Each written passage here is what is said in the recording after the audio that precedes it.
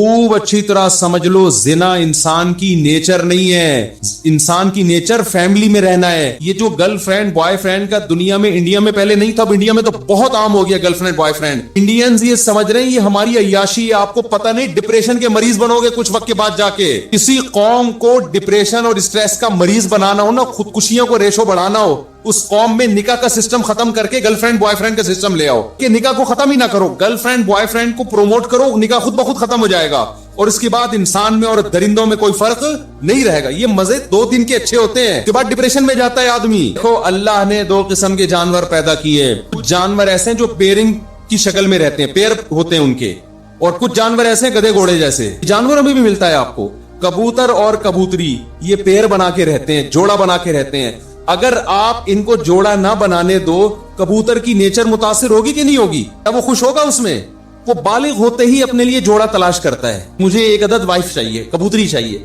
कबूतरी बालिग होते ही क्या तलाश करती है? दोनों का जब रिलेशन होता है तो ना कोई कबूतरी बीच में घुसती है और ना कोई, बोलो, कबूतर। ये नहीं घुस सकते, सवाल ही पैदा नहीं होता। ये दोनों रहते हैं अंडे बच्चे बड़े करके, फिर अगर बेवा हो जाए कबूतरी, फिर वो कोई कबूतर तलाश करती है, या अगर वो रंडवी हो जाए, रंडवा हो जाए। शनाख्ती कार्ड में लिखा है रंडवा, भाई से हमने सीखा है। भाई हमारे कोई ऐसा कोई बाप दादा से कोई ऐसे अल्फाज हमें विरासत में नहीं मिले। शनाख्ती कार्ड में जब भी आप फॉर्म फिल करो ना तो पूछा जाता है अगर आप खातून है तो बेमा है, अगर आदमी है तो रंडवा है कि नहीं है। तो मैंने पहले सोचा यार ये तो बहुत बड़ी गाली दे रहे हैं हम लोगों को, ये क्या कह रहे हैं। पता चले रंडवा उसको बोलते हैं जिसकी बीवी मर जाए और वो शादी न करे। मैंने कहा बिल्कुल सही कहा, उसको कमबख्त का यही नाम होना चाहिए। तो बीवी के बगैर जिंदगी गुजारे वो रंडवा ही अच्छा है। मैंने कहा ये नादरा वालों ने जिंदगी में एक काम बड़ा खानदानी किया, उसको जो रंडवा का लकब दिया है ना, क्योंकि आप अगर बीवी मर गई और आप फिर भी बीवी के बगैर हैं तो ये इसके आपके खानदानी होने की दलील नहीं है। ये इसकी अलामत है कि आप वो खानदानी आदमी नहीं हो। अल्लाह ये कि एज ज्यादा हो जाए तो एक अलग बात है। जवान आदमी बीवी के बगैर शरीफ भी हो, बीवी के बगैर भी रहे, थोड़ा किसी पे मैं इल्जाम नहीं लगा रहा, लेकिन ये थोड़ा मुश्किल काम है। पेयरिंग की शक्ल में रहते हैं। मछलियां पेयर बना के, बहुत सी मछलियां, बहुत से जानवर ऐसे हैं। अक्सर जो तमीज के जानवर होते हैं ना वो पेयर बना के रहते हैं, फिर वो अपने बच्चों की परवरिश करते हैं। पेंगुइन का आपने सुना होगा, वो पेयर बना के रहता है। तो अल्लाह ताला ने इंसान को अशरफुल मखलूकात बनाया। तो अल्लाह ने इंसान की जो लाइफ है ना कि इनकी नस्ल कैसे बढ़ेगी, इसके लिए दोनों रास्ते थे कि भाई या तो गधे घोड़ों की तरह इनको छोड़ दिया जाए या पेयरिंग की शक्ल में रखा जाए। तो मुहज्जब रास्ता कौन सा था? पेयर बना के। तो अल्लाह ने इंसान की फितरत क्या बना दी, बोलो ना, ये बना दी कि पेयर बना के रहेगा। ऐसा नहीं हो गधे घोड़ों की तरह कभी उधर बू मार रहा है, ना ना ना ना, पेयर बना के। तो तहजीब निकाह में है और जिना क्या है? बदतहजीबी। बदतहजीबी में सुकून नहीं है। इन मिसालें देके बात समझा के जल्दी से बात को समेटता हूं मैं। देखो, बेलिबासी में सुकून है या लिबास में है? नंगे पतंगे घूमते रहो आप, हालांकि आजादी बेलिबास होने में। और यार क्या तकल्लुफ, सो उठ के पैंट इस्त्री कर रहे हैं, शलवार पे नाड़ा डाल रहे हैं, क्या मुसीबत है। गोरा देखो कितना आजाद है। गोरों के इतने वो भी नहीं है लेकिन हो रहे हैं आहिस्ता आहिस्ता, कितने आजाद है, कोई तकल्लुफ ही नहीं है। ठीक है, आजादी और सुकून इसी में है कि लिबास की टेंशन खत्म कर दो, लेकिन ये सुकून 2 दिन का है। हकीकत में आप इससे क्या हो जाओगे? बेसुकून। कुछ टेंशनें ऐसी हैं जो वक्ती टेंशन है लेकिन हमें बड़ी टेंशन से बचाती है। लिबास इंसान की नेचर है, फितरत है। लिबास में जो सुकून मिलता है वो बेलिबासी में नहीं मिलता, ये नेचर है। बताओ, नहाना टेंशन है या नहाए बगैर जिंदगी गुजारना? वक्ती टेंशन तो नहाने में है या नहीं है? आपको गुसल खाने में जाना पड़ता है, शावर खोलना पड़ता है, नहाना पड़ता है, साबुन वाबुन शैम्पू इस्तेमाल करना, फिर सर्दी है तो गर्म पानी, फिर तौलिए से आपने पोछा, फिर आप घर से पोछने के बाद निकले। ये सारी टेंशन है ना। आजादी तो इसमें यार, इस टेंशन से अपने आप को बचाओ यार। छोड़ो यार नहाना वहाना, गंदे मैले कुचैले रहो। लेकिन मैला कुचैला रहना चूंकि बदतहजीबी है, लिहाजा उसमें वक्ती तौर पर तो आपको फायदा होगा कि आप नहाने की टेंशन से बच रहे हैं, लेकिन इस छोटी सी टेंशन से बचने के बाद आप बड़ी टेंशन में सुकून नहीं मिलेगा। आप नहा धोके जब तैयार होते हैं, साफ सुथरे लिबास पहनते हैं, ऐसा सुकून इंसान को मिलता है ना, एक अजीब सी फीलिंग होती है, उस फीलिंग सारी चेंज हो जाती है। उस वजह क्या है कि नहाना और अच्छा लिबास पहना, इसका ताल्लुक किससे है? तहजीब से। जो भी तहजीब वाली जिंदगी होगी ना, वक्ती टेंशन होगी लेकिन उसके असरात क्या होंगे? सुकून वाले होंगे। तो इसी तरह याद रखो, ये जो गर्लफ्रेंड का सेटअप है ना, उधर फलानी लड़की को पटा लिया, उससे दोस्ती कर ली, उससे जिना किया, उस लड़की ने भी आपसे जिना किया और फिर बाद में म्यूचुअल अंडरस्टैंडिंग से शादी भी कर ली। ये भी हो रहा है बाज़ दफा। 10-10 साल का ना ना ना ना ना, दिमाग से निकाल दो कि आपको वो सुकून मिलेगा। एक ऐसे आदमी को बीवी बनाने की, बीवी जब बनाता है जिसने औरत से अपने आप को बचा के रखा, उसकी जिंदगी में पहली औरत वो आती है जो उसकी बीवी बन के आए। खुदा की कसम, उसके जो जज्बात और उसके घर बसाने का जज्बा और उसमें जो बीवी से मोहब्बत, इसी तरह वो औरत जिसकी जिंदगी में पहला मर्द आया हो, शौहर बन के आया हो, इन दोनों में जो आपस में रिलेशन होता है, गर्लफ्रेंड बॉयफ्रेंड में मुंह मारने वाले कुत्ते बिल्ली की तरह, गधे घोड़ों की तरह, वो उस सुकून और उस लाइफ का, उस तहजीब का तस्वुर कर ही नहीं सकते। वो खुदा की कसम, इनकी लाइफ में जो मौलवी या मौलवियों जैसे हो, मैं 2 नंबर मौलवियों की बात नहीं कर रहा, फिर फौरन ना लोग कहते हैं ये मौलवी देखो ये क्या कर रहा है, ये मौलवी देखो, भाई मैं 1 नंबरों की बात कर रहा हूं। उनकी जिंदगियों में जो सुकून होता है, घरेलू लाइफ में बीवी से मोहब्बत, बच्चों से उनको मोहब्बत मिलती है, वो सुकून एक आम आदमी उसका तस्वुर नहीं कर सकता। हमने अपने वालिद को बचपन से देखा ना, हमें पता था हमारे वालिद कोई गैर अखलाकी सरगर्मियों में नहीं है।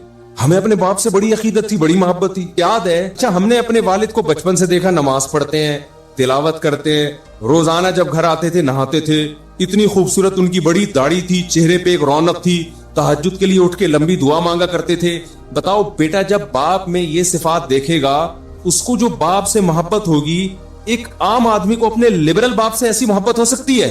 बताओ मेरे भाई, कोई अकीदत हो जाएगी ना, बुजुर्गी का तस्वुर आएगा। रोजाना डेली तिलावत करते थे वो बैठ, रोजाना नहाने का मामूल, साफ सुथरे रहने का मामूल, डेली तिलावत, ऊंची आवाज से तिलावत करते थे, घर में एक आवाज गूंजती थी उनकी, सफाई का ऐसा ख्याल हर वक्त। मेरे वालिद साहब के जो दांत है ना, ऐसे सफेद चमकते थे।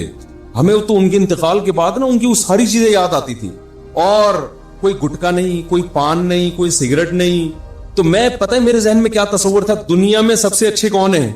मेरे वालिद हैं, मुझे ऐसा लगता है। मैं दूसरों के अब्बा को देखता था सिगरेट पी रहे हैं, मैं कहता यार इनके बेटों के दिलों में अब्बा का तकद्दुस कैसे आएगा? बाप तो इसी शक्ल में अच्छा लगता है ना। अरे दोस्त तो ठरकी होना अच्छा लगता है, वो उधर लड़कियों को छेड़ रहा है, उधर छेड़ रहा है, यार ये फ्रेंड है, बड़ा आजाद किस्म का फ्रेंड। इसको तो लोग कहते हैं बड़ा क्या है, सूफी दोस्त किसी को अच्छा नहीं लगता। लेकिन बाप कैसा अच्छा लगता है? बाप तो नेकी अच्छा लगता है ना। तो हम देखते थे ऐसी नमाज की पाबंदी करते हैं, ऐसी तिलावत की पाबंदी, कोई गैर अखलाकी सरगर्मियों में नहीं। कभी कोई घंटी की शिकायत आई हो महल्ले से कोई। मुझे याद है एक दफा मेरी वालिदा ने, मेरे अपने वालिद के बारे में ऐसा कॉन्सेप्ट बन चुका था, फिर बातें भी अच्छी अच्छी करते थे। अच्छा, हम दूसरों को देखते थे, जो बूढ़े लोग हैं ना, दूसरों के अब्बुओं को देखते थे, किसी के अब्बू की बुराई नहीं कर रहा मैं, लेकिन एक कंपेयर कर रहा हूं ना। तो वो देखते थे कि जब वो दफ्तर से आते या रिटायर होने के बाद वो थड़े बना के ना बैठे रहते थे दरख्त के नीचे। बहुत से बुजुर्ग हजरात को हमने देखा बैठे रहते, गप्पे मार रहे होते थे, खिलखिला के हंसने, हा उधर गीबत उसकी गीबत, तो टाइम वेस्टिंग, क्योंकि रिटायर हो गए, कोई काम नहीं है, सारे दिन भर बैठ गए, ये सब चीजें। मैं अपने वालिद साहब को देखता था, वो कभी भी इस तरह किसी एक्टिविटी में मुझे नजर नहीं आए। वो जब रिटायर हो गए तो क्या करते थे वो बैठ के, मैंने हमको कभी वीडियो गेम खेलते हुए नहीं देखा।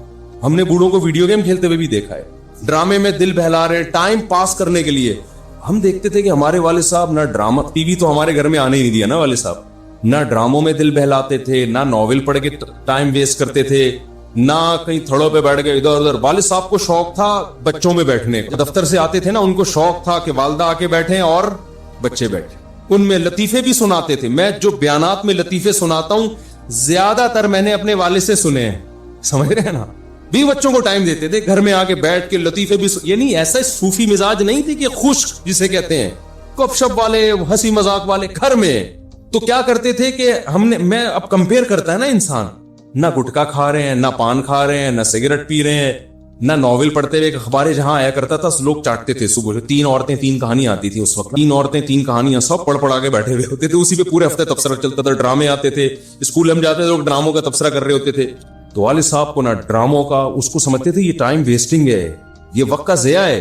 तो फारे वक्त में क्या करेंगे भाई, या तो तिलावत कर ली, या बच्चों में बैठ के गपशप लगा ली, या कहीं मिलने के लिए चले गए किसी करीबी रिश्तेदार से, या बहुत ज्यादा क्या किया, हजरत हकीम अख्तर साहब रहमहुल्लाह ताला बड़े बुजुर्ग थे, उनके मलफूजात पढ़ के ना उसके नोट्स तैयार करते थे। ये बड़ा जबरदस्त, तो अपनी डायरियां रखी हुई थी, उसमें वो लिख लिया, ये बड़ी जबरदस्त बात। फिर जब कभी तबलीग वालों का बयान होता तो कभी कभार वालिद साहब को भी बयान मिलता, तो उसमें वो पढ़ पढ़ के सुनाते, ये देखो उन्होंने, बुजुर्ग ने कितनी अच्छी बात कही है, ये देखो ये बुजुर्ग ने, ये हजरत ने कितनी अच्छी बात। कहीं भी उनको पूरे महीना को उनकी डायरी थी, कोई अच्छी हिकमत की बात मिलती थी तो उसे नोट कर लेते। तो इतनी उनके इंतकाल के बाद ना उनकी अलमारी से डायरियों का पूरा पलंदा निकला है, इतना बड़ा पलंदा, वो पूरी किताब बन सकती है वो।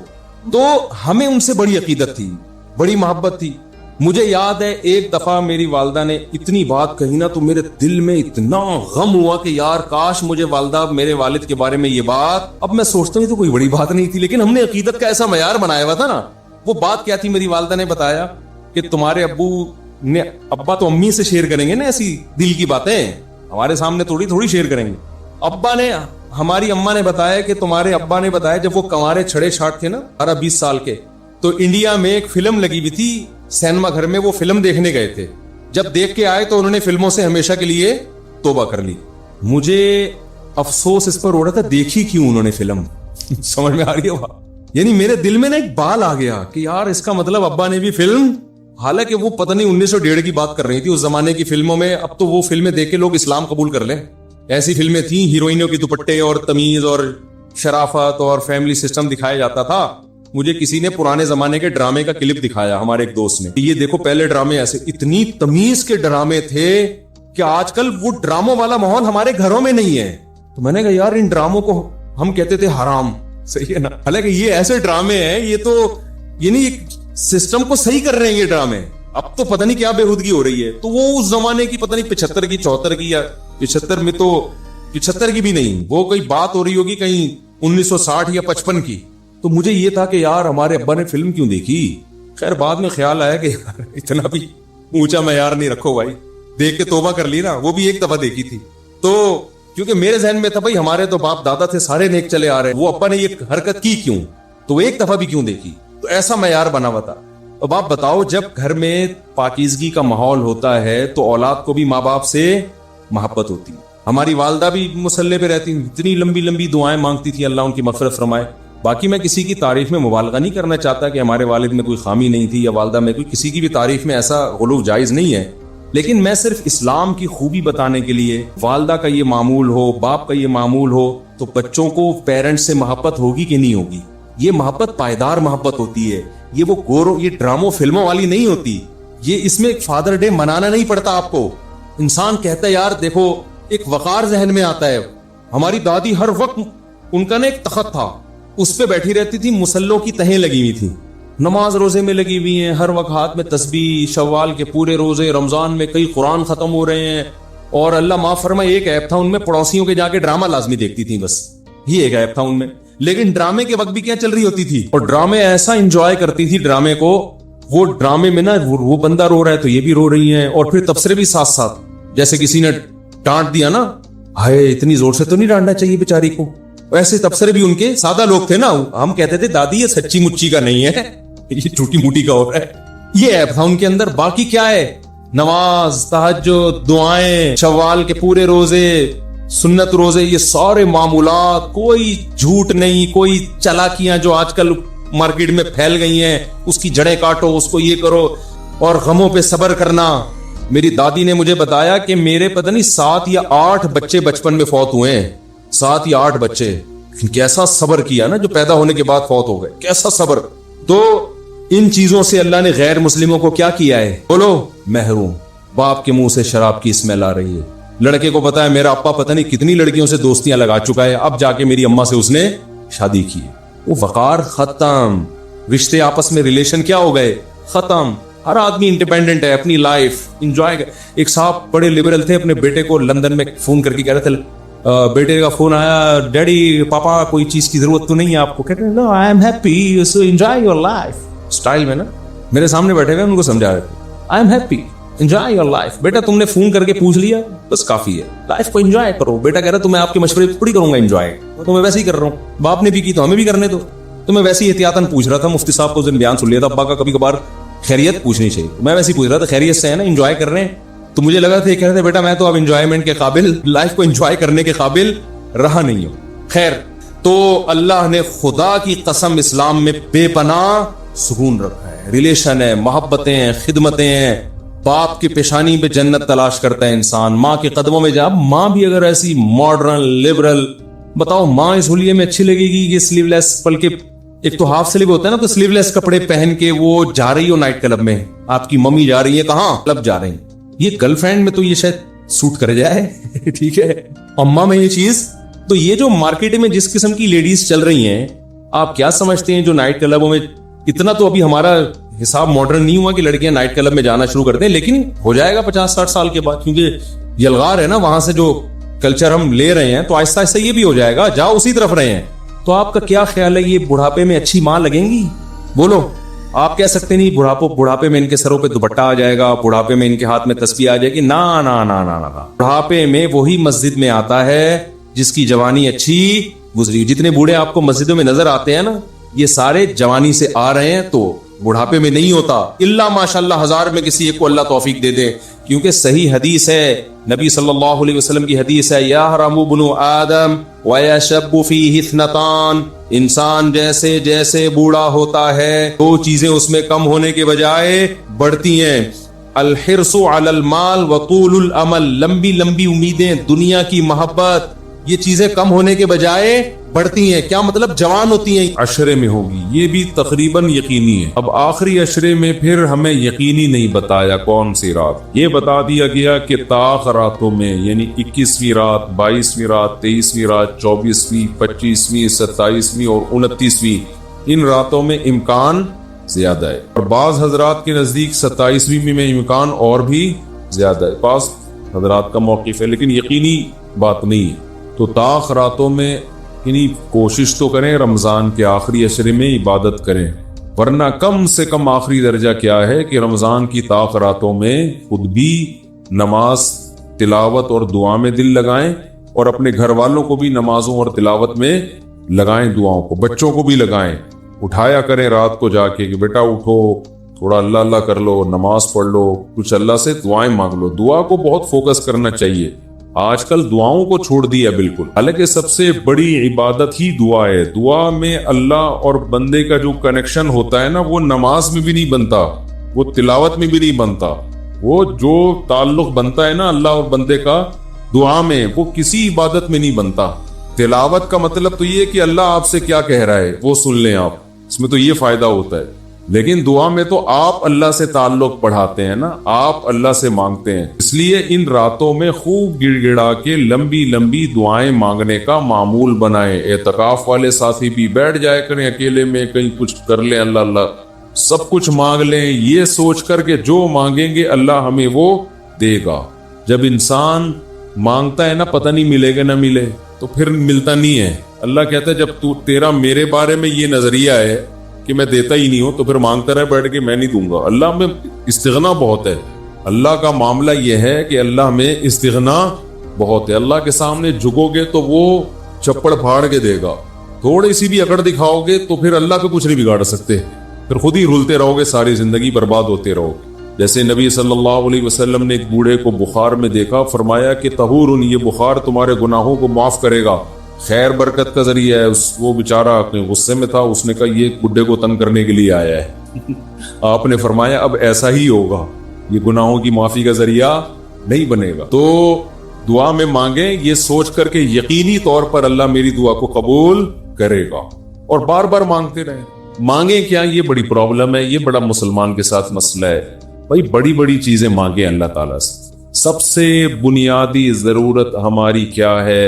فمن زحزح عن النار وادخل الجنة فقد فاز, جسے جہنم کی آگ سے بچا لیا گیا اور جنت میں داخل کر دیا گیا, وہ ہے اصل کامیاب.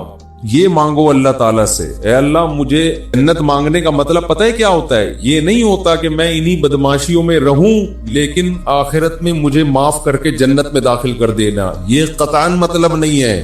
جنت مانگنے کا مطلب یہ ہے کہ اے اللہ وہ کاموں کی توفیق دے دے جن کی وجہ سے جنت ملتی ہے. یہ تو بہت کفر ہے ایک طرح کا کہ میں رہوں ایسے ہی, اور یہ تو گویا اللہ کی آیات کا مذاق اڑانے والی بات ہوگی. تو ہدایت مانگے, ہدایت, سیدھا راستہ, ایسا راستہ کہ جس پہ چل کے کیا ملتی ہے؟ جنت. اس راستے پہ چلا دے, یہ سب سے زیادہ مانگا کریں. اور جو دین کے کام میں لگے ہوئے ہیں, مبلغین ہیں, علماء ہیں, دینی مدرسے کے طلباء ہیں, وہ ایک اور دعا بہت زیادہ مانگا کریں, کیونکہ ان کو صرف جنت تھوڑی چاہیے, ان کو تو یہ چاہیے کہ ہمیں اللہ نے پیغمبروں کا وارث بنایا ہے, تو ہم سے اے اللہ تو دین کا کام بہت زیادہ لے لے, جو ہمارا مقصد ہے, ہمارا ہدف ہے. اگر ایک عالم कारोबार कामयाब करके चला गया, तो ये कौन सा तीर मार लिया उसने? ये कोई उसका असल काम थोड़ी था। एक आलिम शादी करके 4 शादियां की और धड़ाधड़ बच्चे पैदा करके दुनिया से चला गया। काम तो ये भी अच्छा किया उसने, लेकिन ये उसका असल हदफ, ये तो कोई भी कर सकता है। ये तो अबू ज़हबी के जो साबिक बादशाह थे, उनके मेरा ख्याल है 100 के करीब कहा जाता है बेटे बेटे थे, उनको धड़ाधड़ शादियां की उन्होंने। वो लोग तो फिर तलाकें दे दे के भी करते रहते हैं ना अरब बादशाह, उन्हें कोई नहीं पूछता कि तलाक दे भी दे तो आप और नहीं ये हरकत शुरू कर देना, पिटोगे बुरे तरीके से। और वैसे भी शरीयत में पसंदीदा काम नहीं है तलाक देना। अरब लोगों के पास पैसा बहुत है, वो भाई एक बीवी को तलाक दी, ये भाई बंगला वंगला दे दिया, वो खुश होती है, चल भाई बंगला मिला, एक और शादी की, तो उनके हो जाते हैं 100। तो आलिम का असल काम क्या है? अल्लाह उससे दीन का काम ले। जैसे पैगंबरों को दुनिया में भेजा गया दीन की खिदमत के लिए, वो अगर वही ना करें तो फिर उनका मकाम और मर्तबा है? जाहिर है उनका मकाम किस लिए? दीन की खिदमत। तो जो दीनी मदरसों के तलबा हैं, उलमा हैं, उनका तो ये फर्ज है कि इतना मांगे अल्लाह से कि अल्लाह हमारी सलाहियतें जाया ना हो, तू हमसे दीन का बहुत ज्यादा काम ले ले। एक आमी आदमी भी ये दुआ मांग सकता है, लेकिन तलबा और उलमा के लिए इसकी अहमियत ज्यादा है। तो उसमें हमारे हजरत ये दुआ बताया करते थे, ए अल्लाह इखलास के साथ काम ले ले दीन का, क्योंकि दीन के काम में बहुत दफा रियाकारी आती है। काम दीन का होता है, लेकिन फिर आदमी की अपनी अना शामिल हो जाती है, अपनी पब्लिसिटी, मैं बड़ा बन जाऊं, मेरी प्रमोशन हो, मुझे लोग वाह वाह करें, ये नफ्स की ख्वाहिश इसमें क्या होती है शामिल, और इससे दीन का काम तो हो जाता है, आपको क़यामत के दिन टके का भी अजर नहीं मिलता। क्यों? हदीस में आता है इन्नल्लाह रुब्बा युअय्यिदु हाज़ा दीन बिरजुलिन फाजिरिन औ कमा क़ाल सल्लल्लाहु अलैहि वसल्लम। अल्लाह बाज दफा किसी फासिक से भी दीन का काम ले लेते हैं, उसका अल्लाह की नजर में मकाम नहीं होता, लेकिन बाज दफा काम अल्लाह उससे ले लेते हैं, हो जाता है, लेकिन मकबूल नहीं होता वो। तो इखलास के साथ दीन के काम की अल्लाह तौफीक दे। किसके साथ? इखलास। दूसरा, आफियत के साथ। दीन के कामों में आजमाइशें बहुत है, जेलें भी हैं, लोगों की सलावातें भी हैं, तो इंसान अल्लाह से दुआ यही मांगे कि आफियत के साथ हो जाए, आजमाइशों में ना घिरूं मैं। और तीसरी बात, कुव्वत और हिम्मत के साथ। कुव्वत अलग चीज है, हिम्मत अलग। पावर भी हो मेरे पास काम की, कमजोर आदमी दुनिया में काम नहीं कर सकता, तो काम भी कुव्वत के साथ हो, पावर के साथ, जानदार काम हो, कुछ करके जाऊं दुनिया से, लोग कहे भाई, लोग कहे ना कहे, अल्लाह कहे कि कुछ करके गया है। लोगों को बास दफा पता ही नहीं होता, कर कोई और रहा होता है, कैश कोई और करा रहा होता है, तो अल्लाह को पता है, अल्लाह कहे कि वाकई तू कुछ करके आया है। और चौथा, हिम्मत के साथ। ताकत होती है, बहुत से ताकतवर हमने देखे हैं सुस्ती की वजह से काम नहीं कर रहे होते, पोस्तियों की तरह पड़े रहते हैं। पावर भी होती है, बोलने की ताकत, चलने की ताकत, दौड़ने की ताकत, लेकिन क्या हर दौड़ने वाला दौड़ता भी है?